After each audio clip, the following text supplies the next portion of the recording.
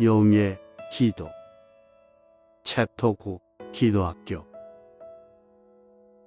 당신은 주여 나에게 기도를 가르쳐 주옵소서라고 용기 있게 기도합니까? 용기는 좋지만 솔직히 우리는 시련과 고통을 두려워합니다.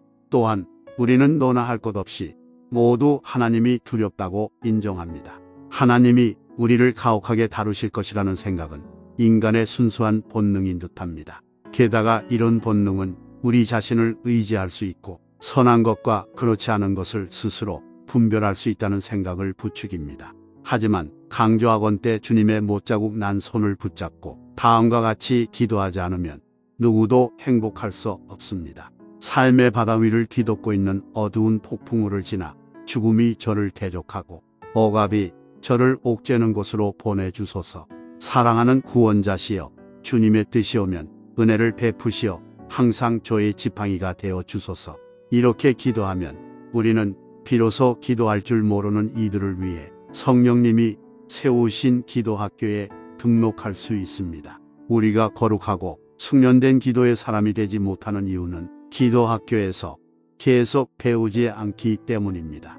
기도학교의 과정은 쉽지 않습니다. 기도학교에는 우리의 인내를 모질게 시험하는 것이 있습니다. 예수님도 이를 여러 차례 언급하셨는데 항상 기도하고 낙심하지 말아야 할 것을 말씀하셨습니다.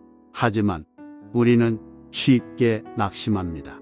우리는 대개 더 노력하려 하지 않고 서서히 다른 사람들을 위한 중보기도를 중단하고 맙니다. 기도학교의 교육을 관장하시는 분은 기도의 영이신 성령님이십니다.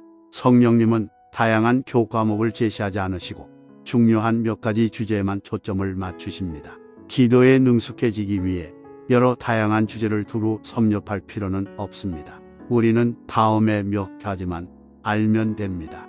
첫째, 매일 우리에게 그리스도를 나타낼 수 있는 기회를 성령님께 드려야 합니다. 이는 반드시 필요한 일입니다. 그리스도를 보기만 하면 마음에서 기도가 저절로 터져 나옵니다. 자연스럽고 확신에 찬 기도가 이루어집니다. 잘 알다시피 그리스도께서는 우리의 기도를 들어주실 수 있습니다. 우리는 그분께 그렇게 하실 수 있는 기쁨을 드려야 합니다. 기도와 중보기도는 그리스도와 기도하는 영혼의 협력을 일구어내는 유쾌하고 매혹적인 방편입니다. 성령님의 가르침은 우리 마음에서 이루어지는 그리스도의 나타나심을 방해하는 모든 요소를 제거하는 데 목표를 둡니다. 둘째, 성령님이 우리를 가르치시는 목적은 우리가 열심히 기도하는 데 있다는 사실입니다. 중보기도는 그리스도와 우리의 필요라는 두 개의 중심점을 가지는 타원과 비슷합니다. 기도와 관련된 성령님의 사역은 이 두 가지를 이론상으로는 물론 실질적으로 날마다 우리 삶에 적용하는 것을 목표로 삼습니다. 성령님이 우리 마음속에서 날마다 그런 일을 행하고 계시다는 사실을 위안으로 삼으시기 바랍니다. 그리스도와 세상의 필요를 바라보기 위해 우리 스스로 노력할 필요가 없습니다. 우리는 단지 성령님이 그리스도와 우리의 필요에 관한 기도를 통해 또 성경을 통해 매일 우리에게 말씀하시는 음성에 귀를 기울이면 됩니다. 그렇게 하면 곧 기도와 중보기도에 능숙해질 것입니다. 셋째, 성령님이 기도와 관련해 자기 부인의 필요성을 가르치신다는 점입니다. 기도와 중보기도는 성령님이 요구하시는 그 어떤 사역보다도 더 많은 자기 부인을 필요로 합니다. 중보기도의 사역은 대부분 은밀히 이루어집니다. 은밀히 이루어지는 사역은 다른 사람들의 눈에 드러나는 사역에 비해 훨씬 많은 노력과 수고가 따릅니다.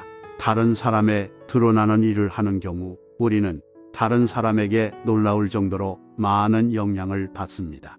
그것은 우리에게는 사람의 칭찬을 좋아하는 약점이 있을 뿐만 아니라 우리가 하는 일에 대한 다른 사람의 감사와 평가가 종종 큰 자극제가 되기 때문입니다. 더욱이 우리는 수고한 결과를 보고 싶어 합니다. 하지만 기도의 사역은 그 결과가 우리 자신이나 다른 사람의 중보기도 때문인지 아닌지가 불분명하다는 특성을 띠고 있습니다.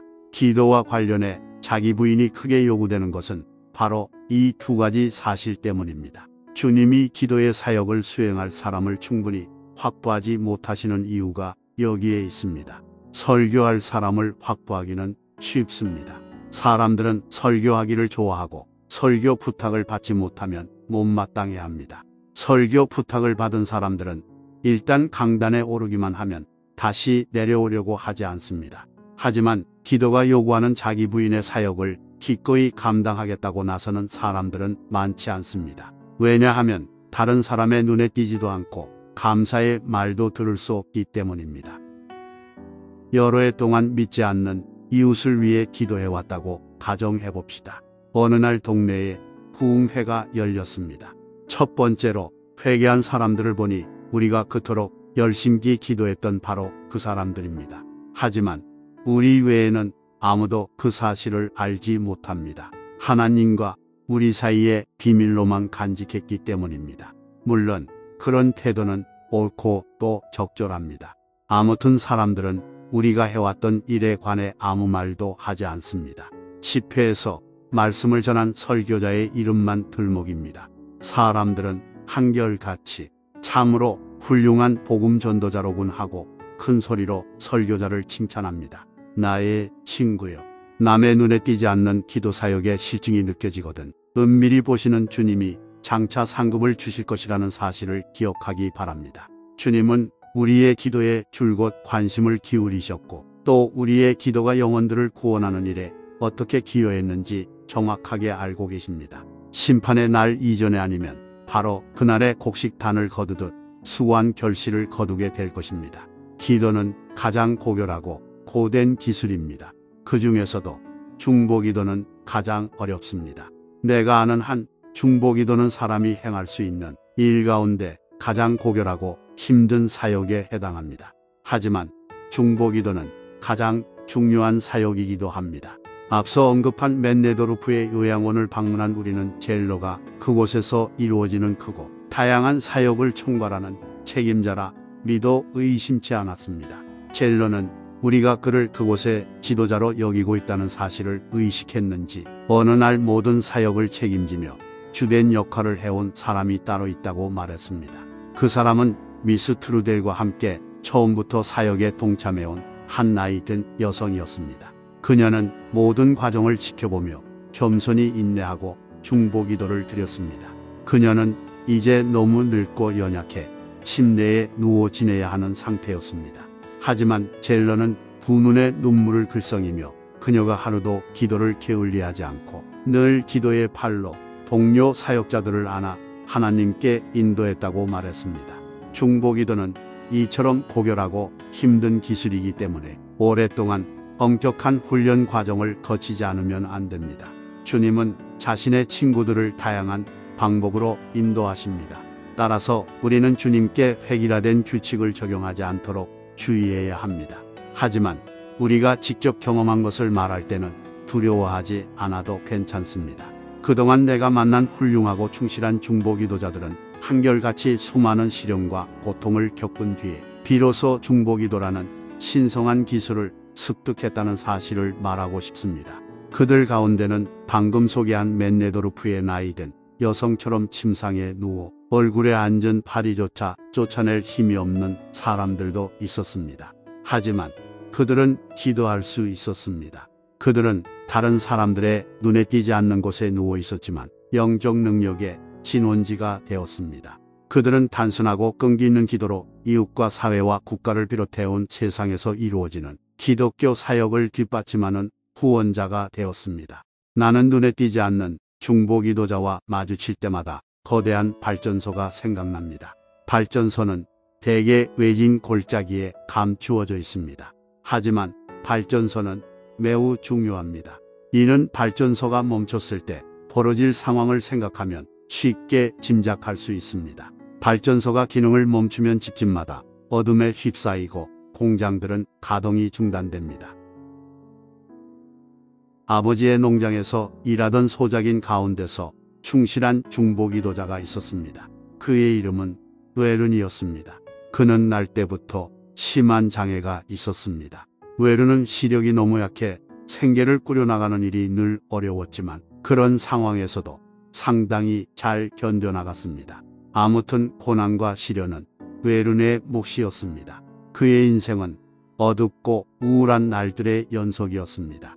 하지만 그는 하나님의 전능하신 손 아래에서 겸손했습니다. 그는 고난의 학교를 통해 조금씩 거룩한 기도의 기술을 습득했습니다. 그는 고향 마을을 위해 밤낮으로 기도했습니다. 하나님께서는 정하신 때가 되자 그를 높이셨습니다. 그는 온 교구의 영적 조언자가 되었습니다. 사람들이 인근에서 그의 작은 오두막에 찾아와 조언과 도움을 구했습니다. 외르는 다른 방법으로는 그들을 도울 능력이 없었지만 부드러운 마음에서 우러나오는 진실한 사랑을 나누어 주었습니다. 또한 외르는 그들을 위해 기도했습니다.